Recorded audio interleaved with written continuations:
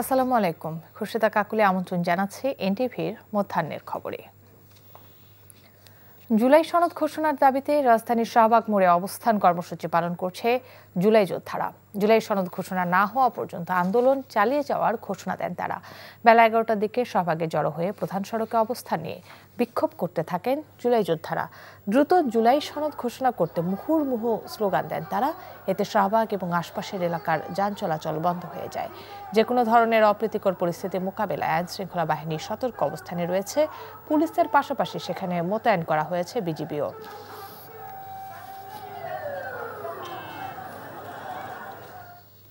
রাজধানীর শাহবাগে আছেন সিনিয়র করেসপন্ডেন্ট আপেল শাহরিয়ার, যুক্ত হচ্ছে তার সাথে। আপেল, শাহবাগের এখন কি পরিস্থিতি, বিক্ষোভকারীরা কি বলছেন?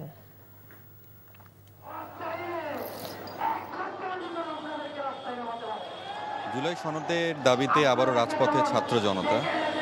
11টার দিকে এই শাহবাগ মোড়ে এসে তারা অবস্থান নেন এবং চারপাশে যে রাস্তাটি তারা বন্ধ করে দিয়েছেন। কয়েকজনের সঙ্গে কথা হলো আন্দোলনকারীদের।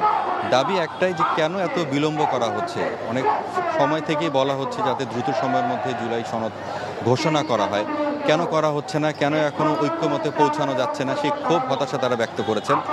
এখন যে আন্দোলন করছেন যারা, তারা সবাই দেশের বিভিন্ন জায়গা থেকে এসেছেন। কষ্ট, ক্ষোভ, হতাশা তাদের মাঝে বিরাজ করছে যে সরকার যদি এই বিষয়গুলো যদি কোনো দ্রুত সময়ের মধ্যে পদক্ষেপ না নেন, তাহলে আসলে পরিস্থিতি কোন দিকে যাবে সেদিকেও তারা আশঙ্কা করছেন। তারা মূলত চাচ্ছেন তাদেরকে স্বীকৃতি চাচ্ছেন যে কেন এই জুলাই গণ অভ্যুত্থানে সবার অংশগ্রহণ ছিল স্বতঃস্ফূর্তভাবে, থাকার পরও কেন একটা ঐক্যমতে পৌঁছানো যাচ্ছে না। এবং যে আপনি জানেন যে জাতীয় ঐক্যমত্য কমিশনের রাজনৈতিক দলগুলোর সঙ্গে আলোচনা হচ্ছে যাতে দ্রুত সময়ের মধ্যে জুলাই সনদটি ঘোষণা করা হয়। আর এখানকার যে আন্দোলনকারীরা বলছেন শুধুই নামমাত্র একটি সনদ ঘোষণা করলেই হবে না, সেই সনদটা যাতে রাষ্ট্রীয়ভাবে স্বীকৃতির পাশাপাশি সংবিধানেও যাতে এটি অন্তর্ভুক্তি করা হয়, সেটারও কিন্তু তারা জোর দাবি জানিয়েছেন। আমি সকাল থেকে দেখলাম যে পুলিশের প্রথমের দিকে যে উপস্থিতি, আস্তে আস্তে ধীরে ধীরে তাদের উপস্থিতি আরও বেশি বাড়াচ্ছে। এবং এখানকার যে রমনার উপপুলিশ কমিশনার রয়েছেন মাসুদ আলম, তার সঙ্গে আমি কথা বলেছি। তাদেরকে অনুরোধ করছে যাতে ব্যস্ততম একটি এই সড়কটি কিন্তু একটি গুরুত্বপূর্ণ একটি সড়ক এবং আশেপাশে বেশ কয়েকটি হাসপাতাল রয়েছে, তারা যাতে একটি পাশে যে যাতে এই আন্দোলনটি করে সেইভাবে বারবার অনুরোধ জানাচ্ছেন। তবে তাদের অবস্থান কর্মসূচি যারা পালন করছেন, একটাই বার্তা, যে দাবি না মানা পর্যন্ত, অর্থাৎ জুলাই সনদ ঘোষণা না হওয়া পর্যন্ত তাদের অবস্থান কর্মসূচি তারা চালিয়ে যাবেন। দর্শক, জানছিলাম শাহবাগ থেকে জুলাই যোদ্ধাদের অবস্থান কর্মসূচির খবর। রাজধানীর ফরেন সার্ভিস একাডেমিতে জাতীয় ঐক্যমত্য কমিশনের দ্বিতীয় দফা বৈঠকের শেষ দিন আজ। কিছুক্ষণ আগে শুরু হওয়া বৈঠকে জুলাই সনদ বাস্তবায়নের বিষয়ে রাজনৈতিক দলগুলোর সাথে আলোচনা চলছে। এই মুহূর্তে কমিশনে আছেন আমাদের স্পেশাল করেসপন্ডেন্ট নজরানা চৌধুরী। সরাসরি যাচ্ছি তার কাছে। নজরানা, আজকে তো বৈঠক শেষ হবে, বৈঠকের বিষয়ে কি তথ্য আছে আপনার কাছে?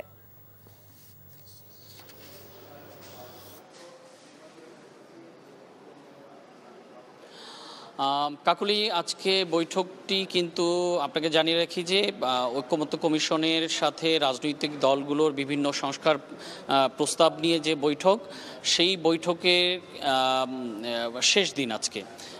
এরপরে আর আনুষ্ঠানিক কোনো আলোচনা হবে না। তবে কমিশনের সহসভাপতি, যিনি এই বৈঠকের সভাপতিত্ব করছেন, অধ্যাপক ডক্টর আলী রিয়াজ, তিনি বলেছেন যে অনানুষ্ঠানিকভাবে তাদের রাজনৈতিক দলগুলোর সাথে তাদের আলোচনা চলবে এবং সেটি আসলে অনানুষ্ঠানিক এজন্য বলা হয়েছে যে এই জুলাই সনদটা কিভাবে বাস্তবায়ন করা হবে, বাস্তবায়ন প্রক্রিয়া কি হবে, সেটি নিয়ে আলোচনা চলবে। তো আর এর বাইরে যে আজকে যেই বিষয়গুলো নিয়ে আলোচনা হওয়ার কথা রয়েছে, সেটি হলো মহাহিসাব নিরীক্ষক, দুর্নীতি দমন কমিশন, নির্বাচন কমিশন, ন্যায়পাল, এগুলো নিয়োগ নিয়ে আলোচনা হবে শেষ দিনের। আজকে প্রথমের যেই এজেন্ডাটি আছে সেটি হলো এটি। এরপরে উচ্চকক্ষ গঠন কিভাবে করা হবে, সংসদের যে উচ্চকক্ষ গঠন করা হচ্ছে সেটি কিভাবে গঠন করা হবে এবং উচ্চকক্ষের কাজই কি হবে, সেগুলো নির্ধারণ নিয়েও আলোচনা হওয়ার কথা রয়েছে। এর বাইরে জাতীয় মূলনীতি কী হবে, আপনি জানেন যে ৩-৪ দিন আগে এটি নিয়ে কিন্তু রাজনৈতিক দলগুলোর মধ্যে বেশ একটি বিরোধ দেখা দিয়েছিল। সেই বিরোধ নিষ্পত্তির জন্য আজকে একটি আলোচনার এজেন্ডায় রাখা হয়েছে এবং বৈঠকের শুরুতেই অধ্যাপক আলী রিয়াজ কিন্তু বলেছেন যে আজকের বেশি এই বৈঠকটি, আজকের পরে আর এই বৈঠকটি অনুষ্ঠিত হবে না। সো আজকে যত সময় লাগুক, সেটি সন্ধ্যা হোক রাত হোক, যতটুকু সময় লাগে আজকের দিনের মধ্যে তারা আসলে রাজনৈতিক দলগুলোর সাথে আলোচনা শেষ করতে চান। তো এরপরেই তারা জুলাই সনদ যেটি চূড়ান্ত করবেন সেটি লিখিতভাবে রাজনৈতিক দলগুলোর কাছে প্রস্তুত করে তারপর দেয়া হবে। তো এখন পর্যন্ত এটুকুই, কারণ বৈঠকটি একটু আগেই শুরু হয়েছে। সো আলোচনায় আসলে এখন পর্যন্ত তেমন কোনো অগ্রগতি হয়নি, পরবর্তীতে হয়তো আপনাকে জানাতে পারবো। কাকলি, ধন্যবাদ আপনাকে। দর্শক, জানছিলাম ঐকমত্য কমিশনের বৈঠকের খবর। পূর্বাঞ্চলে ক্ষমতার অপব্যবহার করে প্লট বরাদ্দ নেয় ভারতে পালিয়ে সাবেক প্রধানমন্ত্রী শেখ হাসিনা, তার ছেলে সজীব ওয়াজেদ জয় এবং মেয়ে সাইমা ওয়াজেদ পুতুলের বিচার শুরু হয়েছে। পূর্বাঞ্চল নতুন শহর প্রকল্পে ৩০ কাঠা প্লট বরাদ্দে জালিয়াতির ঘটনায় আলাদা ৩ মামলায় সাবেক প্রধানমন্ত্রী শেখ হাসিনা, তার ছেলে সজীব ওয়াজেদ জয়, মেয়ে সাইমা ওয়াজেদ পুতুলের বিরুদ্ধেও অভিযোগ গঠনের শুনানি হয়। বৃহস্পতিবার ঢাকার বিশেষ জজ আদালতের বিচারক মোহাম্মদ আবদুল্লাহ আল মামুন তাদের বিরুদ্ধে অভিযোগ গঠন করেন। শেখ হাসিনা, জয় ও পুতুল পলাতক থাকায় তাদের বিরুদ্ধে গ্রেফতারি পরোয়ানা জারি করেন আদালত। মামলার সাক্ষ্য গ্রহণের জন্য আগামী ১১ই আগস্ট দিন ধার্য করেছেন আদালত। চট্টগ্রামে টানা বৃষ্টিতে নগরীর নিচু এলাকায় আবারও জলাবদ্ধতার সৃষ্টি হয়েছে। পতেঙ্গা আবহাওয়া অফিস জানিয়েছে, চট্টগ্রামে ভারী বর্ষণ ও টানা বৃষ্টিতে নগরীর চকবাজার, মুরাদপুর ও বাকুলিয়ার নিম্নাঞ্চলের অধিকাংশ সড়ক জলাবদ্ধ হয়ে পড়েছে। এতে দুর্ভোগে পড়েন মানুষ। আগামীকাল ভারী ও মাঝারি বৃষ্টিপাতের সম্ভাবনা রয়েছে।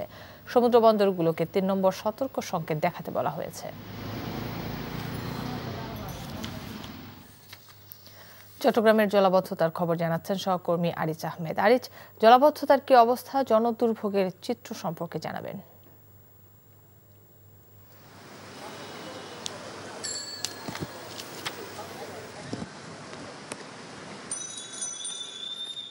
কাকলি, আপনি দেখছেন আমি একটি চট্টগ্রামের আবাসিক এলাকার সামনে, এটি পাঁচলাইশ এলাকায়। এখানে সকাল থেকে আসলে বৃষ্টির সাথে এখানে জলবদ্ধতা এবং জলজট তৈরি হয়েছে, সাধারণ মানুষের দুর্ভোগ হয়েছে। এরকম চট্টগ্রাম নগরীর যে নিম্নাঞ্চলগুলো আছে সেখানে একই অবস্থা। এখানে শত শত মানুষ, হাজার হাজার মানুষ আসলে সেখানে দুর্ভোগের শিকার হচ্ছেন। আপনি জানেন যে গত 1 সপ্তাহ ধরে চট্টগ্রামে জলবদ্ধতা, টানা বৃষ্টিপাত হচ্ছে এবং আগামীকালও ভারী বৃষ্টিপাতের সম্ভাবনা আছে।